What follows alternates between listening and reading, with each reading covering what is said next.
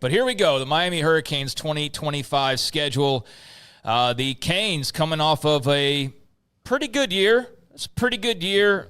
Cam Ward was the face of the franchise, so to speak. The Canes went 10-3 and ultimately saw their season end in a very exciting Pop-Tarts Bowl, but one that was basically overshadowed by the fact that Cam Ward did not play in the full game, and that led to all of the online discussion about who knew he was playing this amount or who didn't, and that was the end of the Miami season, was that whole kerfuffle about Cam Ward's playing time in the bowl game, and a game that they lost to Iowa State 40-41.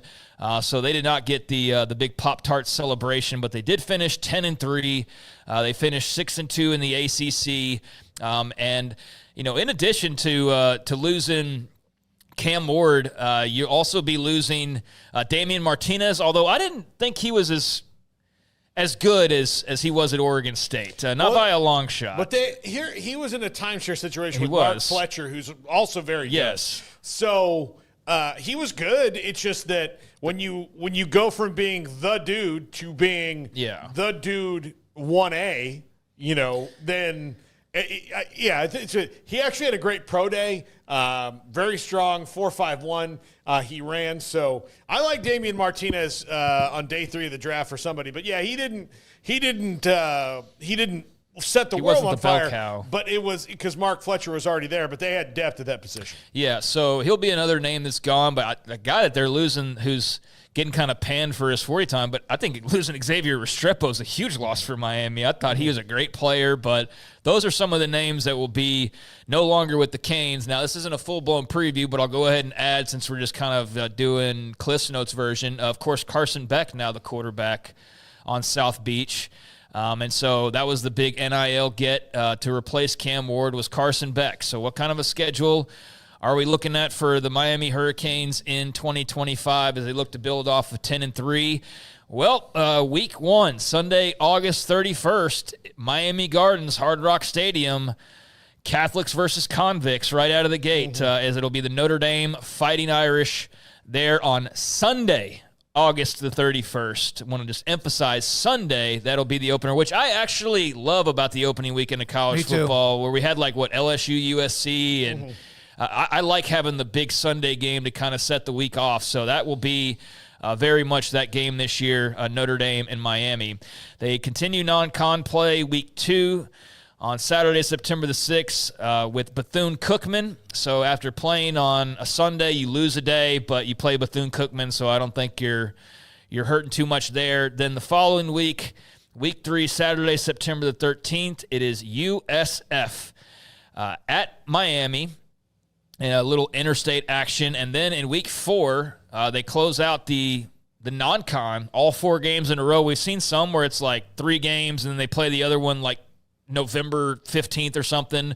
Well, they knocked out all 4 of their non-cons right out of the gates, as week 4 will be the big showdown with the Florida Gators, and that too is also at Hard Rock Stadium. Those are 2 best college football programs in the state of Florida right there. USF and Florida. Well, UCF will have something to say about that. Yeah. No, that's a hell of a start. No, that's a crazy start. Well, let me say this, and then they get their open date. So that first month, those 4 games, Notre Dame at home, Bethune-Cookman at home, USF at home, Florida at home. They don't leave home. Yep. They're at home the entire month, but they play Notre Dame, USF, and Florida.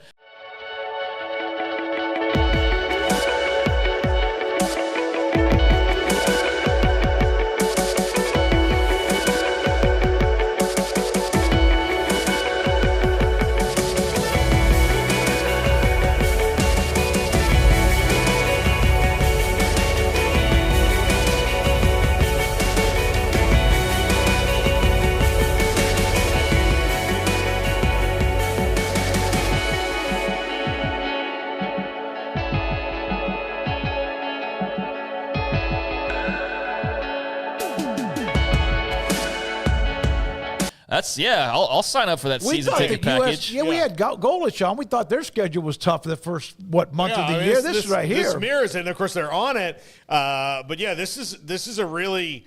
I hope for I hope for all fans of every team ever, you get an opening non-con schedule like this, because this is a reward. And this is tough, though. Notre Dame brings back a ton of people off that team that was in the playoff last year. Plus, I think their recruiting's just gotten better under Freeman. USF is on the rise. Byron Brown is back. And then, of course, DJ Lagway and the Gators in a game that it'll be off the schedule for a couple years, and then they'll come back to it. But, yeah, this is a great first month of the season. And then, Craig will get to it as they get into conference. This is an interesting and if Florida fun State schedule. bounces back, and this could be one hellacious schedule. Yeah. Well, let's get into it. So after the open date there, after those first 4 games, they come back in week 6, Saturday, October the 4th. And their first road game doesn't come till October the 4th, but it's not a far jaunt, even though it is still, state of Florida is very long, so it is going North Florida to South Florida. They'll be on the plane. Yeah, they'll be on the plane, so it's not like the 2-hour drive or anything like that on the bus, but it is Florida State in Tallahassee, and then an open date. So that Florida State game is surrounded by open dates. So they got 2 weeks to prepare, and then depending on whatever happens, they got 2 weeks to get ready for the next wave, which will be their third part of the schedule. But we've done various unique combinations. We've never seen, to my knowledge at least, a 4-1-7 schedule as Miami has this year. So, 4 games, open date, Florida State on the road, open date. They need 2 weeks to prepare for the Seminoles, and they also need 2 weeks to recover. 2 weeks to recover from the emotional buildup of that game. Actually, I think this one having the week off after is a nice benefit for them, because this is one of the chippiest games and most physical games every year. No matter the skill level of the teams, they just it's just ratcheted up physically. There's always late hits in this game, but it's just, how do you spell ratcheted up? they go. One of the things the ACC for a few years put this game at the beginning of the season until both schools begged off of it and said, hey, we love the attention. The problem is that we're both so banged up after this game compared to our other ones that we'd like some build up to this, because now we have these injuries that guys were going to the second week and we are seriously depleted to a level that we're not. So a nice benefit for them for a rivalry game that gets really chippy. It's been almost at times the same weekend as Oklahoma, Texas. That first weekend. Not every time. I'm not sure if that Oklahoma, Texas is the 4th or the 11th, but that's a hell of. I love the logos on this schedule. So through the first 5 games, they will have played Notre Dame, Florida, and Florida State, as well as USF and Bethune-Cookman. So pretty salty start on paper to the Miami schedule. But then after that Florida State game, they do have the bye week, as we mentioned, week 7, their second and final open date. So that means with the 4 bye, 1 bye, you've got 7 straight games to close out, as we mentioned, the 2025 schedule. And that will get underway, that third leg, on Friday, October the 17th. So they play one Sunday game to start the season, and they play a Friday game in the middle of the season, but outside of that, it's all Saturdays. But you do have a Sunday, you do have a Friday game. So Friday, October 17th, surprise, surprise, at home, taking on the Louisville Cardinals. Then the following week, October the 25th, you'll have an extra day to prepare because you'll be back on Saturday. You get Stanford at home. Pretty long trip for the Cardinal and whoever the hell their head football coach is at that point in time. Week 10, Saturday, November the 1st, you're on the road for the first time in nearly a month, and for only the second time out of 4 times the entire season. This is an 8-4 schedule as well. 8 home games, 4 road games for Miami. They're going to need a home games. Yeah, but they go to Dallas proper. Not just it gets lumped in with Dallas, it's actual real Dallas. And it's the real ritzy part of Dallas as they go to play SMU at Ford Stadium. Week 11, November 8th, Syracuse at home. So Fran Brown and company come rolling into town. Week 12, Saturday, November the 15th, NC State at home. Then week 13 and 14, it will see them play their third and fourth games on the road. So back-to-back road games to close out the schedule. On Saturday, November 22nd, they will go to Blacksburg to take on Virginia Tech. And the following week, close out the regular season going to Pittsburgh to take on the Panthers. So there you go. What did I say? A 4-1-7. I think maybe I said 8, but a 4-1-7 schedule. When you account for the bye weeks, 8 home games, 4 road games, and a pretty salty little non-conference featuring the likes of Florida and Notre Dame. So there is the Miami Hurricanes schedule, a Sunday game, a Friday game, and I'll get into who they don't play, but damn, man, they avoid like one main team in Clemson that I would put out there, but, Georgia Tech, it doesn't matter really who they miss. They got a tough schedule on paper, for sure. Yeah, no, they don't, they miss Clemson, Georgia Tech, and Duke are the 3 toughest, I would say. But this is a tough schedule. By the way, I'm going to name Miami at SMU.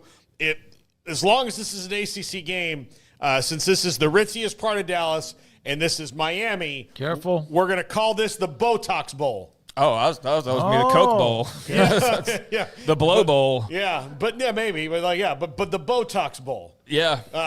Smokey and I had this discussion when Miami and Dallas, the Mavericks and Heat played in the NBA championship game. And he said, which city do you think has more plastic surgery? And he was convinced it was Dallas. Tim McMahon, who actually has a book that just came out about Luka told us, listen, Smokey, normally I'm on your side, but I'm down here right now. And no, it's a rout. But the Botox Bowl will be a tough one. Look, the easiest game they have on this schedule outside of Bethune-Cookman is Stanford. That's the easiest one. And then if you want to play games with what the second easiest is, all right. But a lot of teams have veterans coming back. The last 2 on the road in tough places to play. Miami never plays well in Blacksburg, ever. I mean, they may win, but they never really play well there. And then going to Pitt, yes, they got a bunch of home games, but ending those last 2 on the road, that's tough. All right. Mario Cristobal's got his hands full with this schedule, that's for sure. 100 hours, they finish under 500. I'd take that. I'm taking that they don't finish under 500. Yeah. You're saying that they do finish under 500. Okay, what about 6-6? I still think I go pro Miami. I think I go above that right now. You'd have to get me into the 8-9 conversation to make it actually an interesting bet, honestly. All right. Now, if you told me, if they got behind it on Notre Dame and Florida early on and they're 2-2 out of the first 4, I could buy 7-5 because I'm not sure they have the overall depth, especially on defense, to withstand it. But I do think that they'll probably looking at a floor of 8-4, 9-3. Now, take this schedule and add a team in Tallahassee that is better than walking and chewing gum, and now put that schedule out there. Well, yeah, I mean, that's the wildest of wild cards on this schedule is October 1st. Yeah, because Louisville's good. Brom's going to be good. They're going to be good. Okay. Mm-hmm. So they do not play Clemson. They do avoid Clemson. They do not play Georgia Tech. And I think those would be the 2 most notable teams that they don't play that are figured into the big picture ACC race. They also do not play Duke. They don't play North Carolina. They don't play Boston College. They don't play Cal. And I believe the other one is they don't play Virginia. So those are the teams that they miss. Clemson and Georgia Tech are obviously some teams we're expecting to be good. But Duke could be good. I mean, who knows with Belichick and UNC? That could be great. That could be a total S show. For all we know. But while they do maybe catch a break in not playing Clemson, they don't catch much of a break because of the way the non-conference is. The big break they catch, and it's self-fulfilling prophecy, is the 8 home games, though. That's where you can't just go if they go such and such. It's no, dude, you got 8 home games this year. You paid a bunch of money for this quarterback. You better win some games. You better be 6-2 at home. Oh, yeah. I'm just saying, you better be 6-2 at home. Unless he's having girl problems. At worst. Yeah, well, he is. I know. Well, I mean, I don't think he worries about that much. He just went to a place where. How did he screw that up? I'm not surprised. Have you seen his cold, dead eyes? Yeah. That's a guy who doesn't. I promise you, he does not respond well to her saying, hey, you need to do this, and he just looks back. Automatically, she's going to be angry. Yeah. So no, they should be very good, but he's also like one of the reasons they were so good was that Cam Ward was so dynamic last year. Carson Beck is not necessarily that same kind of dynamic at his best. He's talented. I thought he was just a mess last year. Yeah, and like he closed stronger than he started, but Cam Ward has actually never been a mess. Like that's the thing is like you go back and even when Washington State didn't make the bowl game when he was there, it was never because oh dear God, Cam Ward had a nightmare of a situation. So, I believe it to be a downgrade. For sure it is. From Cam Ward to Carson Beck. I believe it to be a downgrade. I never, and I probably should have been more vocal about this, I never liked the early list of the Heisman favorites with Carson Beck being one of the favorites. I just never did. Never. Now, again, they weren't as good around him, but I just, man. Yeah, but he also, like, sometimes the guy, like, you have Bowers and McConkey, and those guys are plus-level NFL players. I mean, Bowers had the best rookie year for a tight end ever.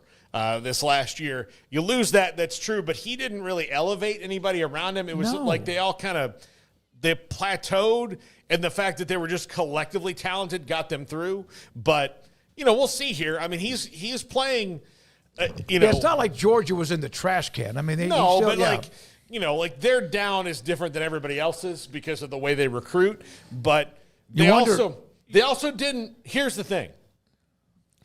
He's a senior quarterback with a ton of experience, and they didn't fight as hard as they could to keep him. They like with free agency, you sometimes you can go find another quarterback who will throw multiple three-interception games against some of your best opponents. You say they fought to keep him. He had this girl in Miami too. I know, let's not lose the that. girl's a non-factor at this point. Like, not then. But even still, like they clearly had an incredible game had they beaten Alabama. And not lost it at the end. My point is that this is professional sports now. We talk about it all the time. When you want to keep somebody and you're someone like Georgia, you usually keep them. Yeah. All right. Great schedule. I love it. All right, Craig, thank you.